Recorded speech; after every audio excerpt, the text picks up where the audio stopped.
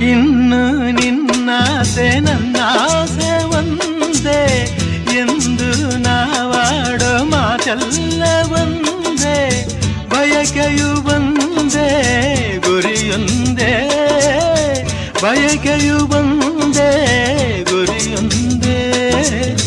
ನಿನ್ನ ಚೆಲುವಿಂದ ನಿನ್ನ ಒಲವಿಂದ ನನ್ನಲ್ಲಿ ತಂದೆ ಆನಂದ, ಈ ಸಂತೋಷ ಸೌಭಾಗ್ಯ ನಿನ್ನಿಂದ ಜೀವನದಾಗಿದೆ, ಬಾಬಜನಾಗಿದೆ.